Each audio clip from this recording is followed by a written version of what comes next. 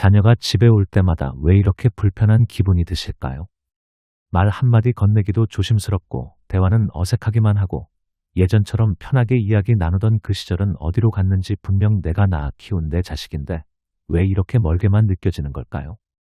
오늘 여러분께 들려드릴 이야기는 30년 넘게 쌓여온 자녀와의 벽을 단 3가지 방법으로 허문 한 어머니의 놀라운 변화에 관한 것입니다.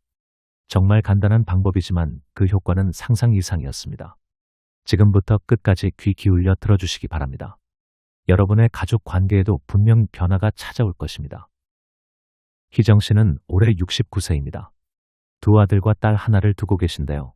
남편이 일찍 세상을 떠나신 후 홀로 3자녀를 키우셨습니다. 정말 고생 많이 하셨죠. 그런데 몇 년 전부터 자녀들과의 관계가 점점 멀어지기 시작했습니다. 명절이나 생일 때나 겨우 얼굴 보는 사이가 되었고 만나도 서로 할 말이 없어서 어색한 침묵만 흐를 뿐이었습니다. 특히 큰아들 준호와의 관계가 가장 힘들었습니다. 준호는 올해 47세로 결혼해서 아이 둘을 키우고 있는데 어머니가 무슨 말을 하려고 하면 엄마, 알아서 할게요라며 대화를 끊어버리곤 했습니다. 희정 씨는 속상한 마음에 이렇게 말씀하셨어요. 내가 뭘 잘못한 걸까요? 이 나이에 자식들 눈치를 봐야 하나 싶어서 정말 서러웠어요. 아무리 내 자식이라고 해도 이제는 남처럼 느껴져요. 많은 부모님들이 희정 씨와 같은 고민을 하고 계실 겁니다. 자식을 위해 평생을 바쳤는데 왜 이렇게 관계가 어려워진 걸까요? 그러던 어느 날 희정 씨는 우연히 한 강연을 들으시게 되었습니다. 노년기 부모와 성인 자녀의 관계에 관한 내용이었는데 그 강사가 말한 3가지 방법이 희정 씨의 인생을 완전히 바꿔놓았습니다. 처음에는 반신반의했다고 합니다. 이런 간단한 것만으로 30년 넘게 쌓인 벽이 무너질까? 설마. 하지만 실천해 보기로 마음먹었습니다. 잃을 것도 없었으니까요. 그런데 정말 기적 같은 일이 일어났습니다. 3개월 후 큰아들 준호는 일주일에 한 번씩 어머니를 찾아오기 시작했습니다. 그것도 자발적으로 말이죠. 그리고 이런 말을 했어요. 엄마, 요즘 왜 이렇게 편하세요? 엄마랑 있으니까 마음이 진짜 편해져요. 자주 올게요.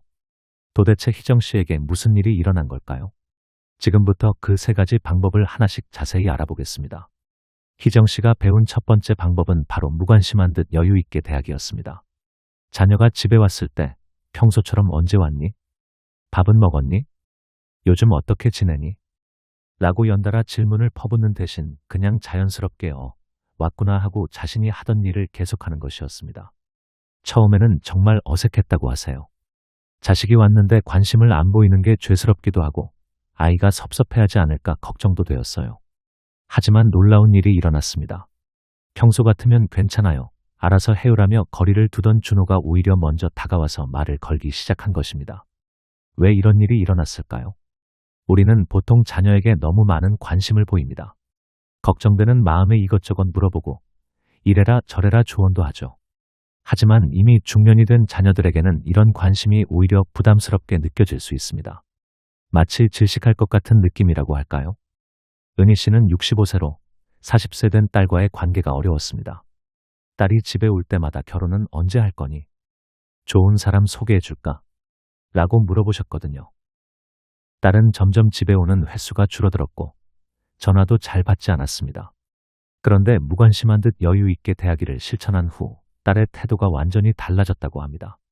딸이 이렇게 말했답니다. 엄마가 아무 말 안 하시니까 오히려 제가 먼저 얘기하게 되더라고요.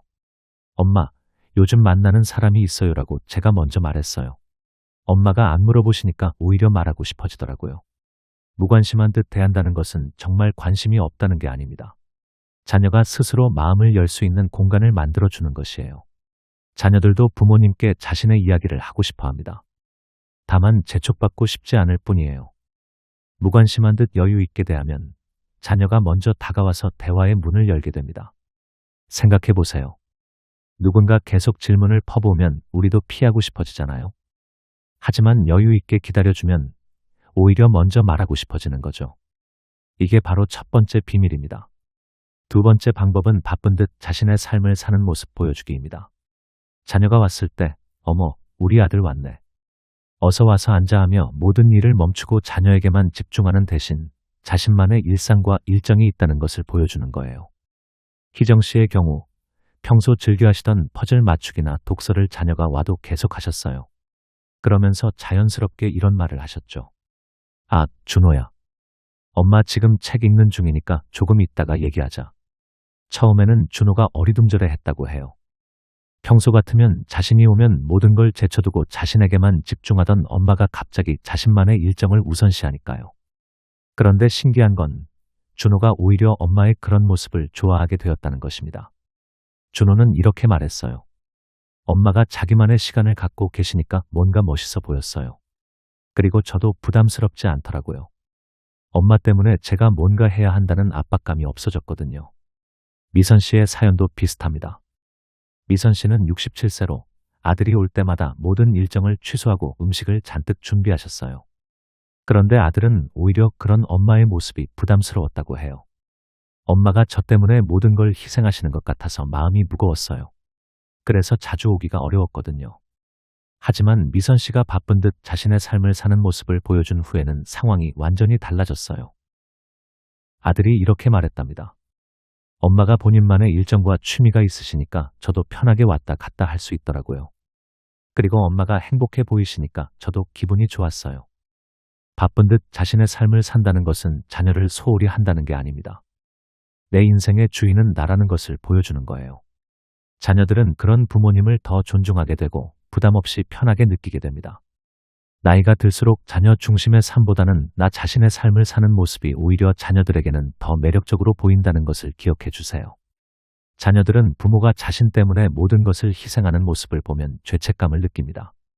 내가 더 자주 가야 하는데 엄마 아빠가 나만 기다리시는데 이런 생각이 오히려 발길을 무겁게 만드는 거죠.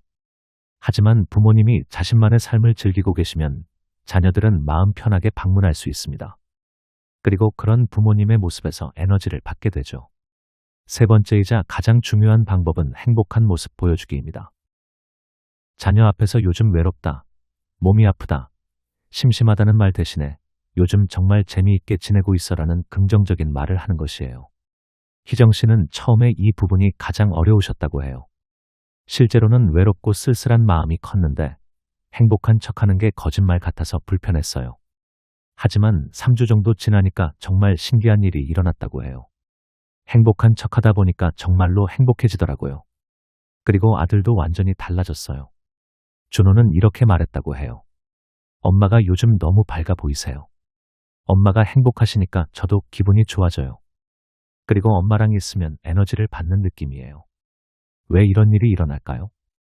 자녀들에게 가장 큰 부담은 불행한 부모입니다. 부모가 외롭고 우울해 보이면 자녀들은 죄책감을 느끼게 돼요. 내가 더 자주 찾아봐야 하는데, 내가 부모님을 행복하게 해드려야 하는데라는 부담감이 생기죠. 그런데 부모가 행복해 보이면 자녀들도 마음이 편해집니다.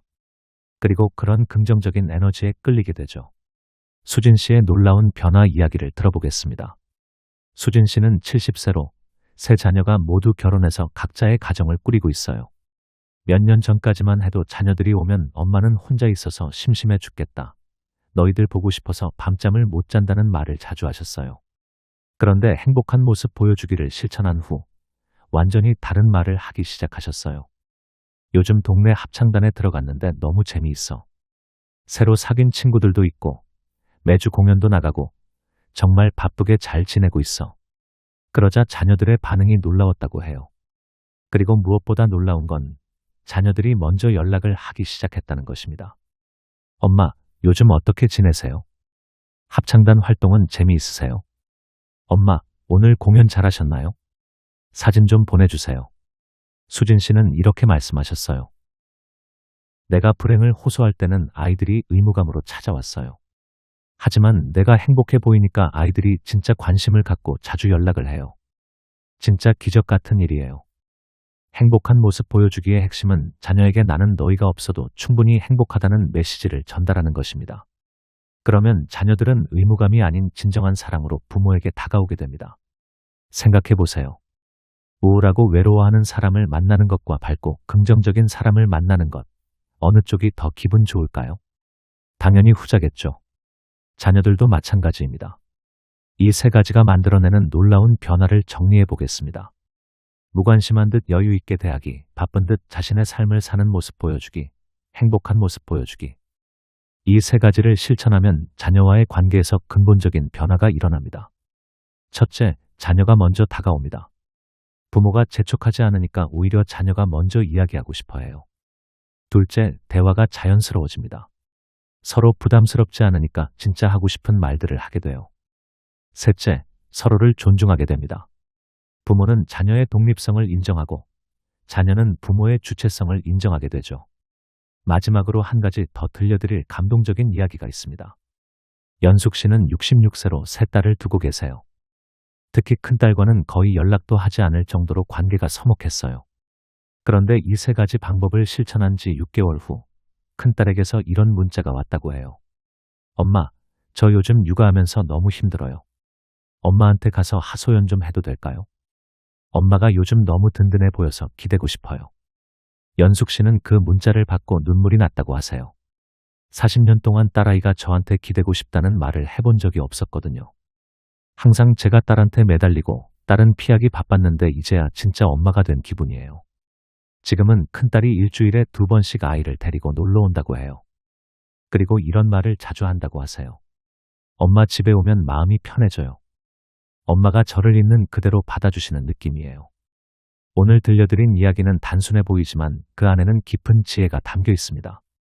무관심한 듯 여유 있게 대하기는 자녀에게 숨을 쉴 공간을 주는 것이고, 바쁜 듯 자신의 삶을 사는 모습 보여주기는 내 인생의 주인은 나라는 것을 보여주는 것이며, 행복한 모습 보여주기는 자녀에게 죄책감 대신 기쁨을 주는 것입니다. 이 세 가지는 모두 척하는 것에서 시작하지만 결국에는 정말로 그렇게 되어갑니다.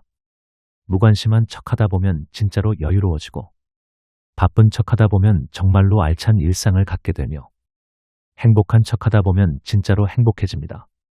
그리고 무엇보다 소중한 건 자녀들이 의무감이 아닌 진정한 사랑으로 여러분에게 다가온다는 것입니다. 여러분도 오늘부터 한번 시도해보세요. 자녀가 집에 오면 평소처럼 이것저것 물어보고 챙기려 하지 마시고 그냥 자연스럽게 왔구나 하시면서 여러분만의 일을 계속해보세요. 처음에는 어색할 수도 있지만 3주만 지나면 분명히 변화를 느끼실 겁니다. 한 가지 더 말씀드리고 싶은 것은 이 방법들이 자녀를 사랑하지 말라는 것이 아니라는 점입니다. 오히려 더 깊은 사랑의 표현 방법입니다. 진정한 사랑은 상대방을 올가매는 것이 아니라 자유롭게 해주는 것이니까요. 자녀들에게 숨 쉴 공간을 주고 부모님 자신도 행복한 삶을 사는 것. 그것이 바로 성숙한 사랑의 모습입니다. 많은 부모님들이 자녀를 위해 자신을 희생하는 것이 사랑이라고 생각하십니다. 하지만 자녀들이 정말 원하는 것은 희생하는 부모가 아니라 행복한 부모입니다. 여러분이 행복해야 자녀들도 행복합니다. 여러분이 자신의 삶을 즐기면 자녀들은 그런 모습에서 삶의 지혜를 배웁니다. 그리고 그런 부모님을 자랑스러워하고 더 자주 찾아뵙고 싶어 합니다. 오늘 이야기한 세 가지 방법을 실천하시면서 한 가지 더 기억해 주세요. 이것은 하루아침에 이루어지는 변화가 아닙니다. 희정 씨도 3개월이 걸렸고 연숙 씨는 6개월이 걸렸습니다. 처음에는 어색하고 불편할 수 있습니다. 자녀들도 처음에는 의아해할 수 있어요. 하지만 꾸준히 실천하다 보면 어느 순간 놀라운 변화가 찾아올 것입니다. 그리고 그 변화는 단순히 자녀와의 관계 개선을 넘어서 여러분 자신의 삶의 질을 높이는 결과로 이어질 것입니다. 자녀에게 매달리지 않고 자신의 삶을 사는 부모, 불행을 호소하지 않고 행복을 나누는 부모, 재촉하지 않고 여유롭게 기다리는 부모. 그런 부모가 되었을 때 비로소 자녀들과 진정한 어른 대 어른의 관계를 맺을 수 있습니다. 더 이상 부모 자식이라는 수직적 관계가 아니라 서로를 존중하는 수평적 관계로 발전하는 것이죠. 그리고 그런 관계야말로 노년의 삶을 풍요롭게 만드는 가장 큰 자산입니다. 여러분의 소중한 가족 관계가 더욱 따뜻하고 아름다워지기를 진심으로 바랍니다. 오늘 이야기가 여러분의 마음에 작은 씨앗이 되어 아름다운 변화의 꽃을 피우기를 기원합니다. 마음으로 들어주셔서 고맙습니다. 오늘의 이야기를 마치겠습니다.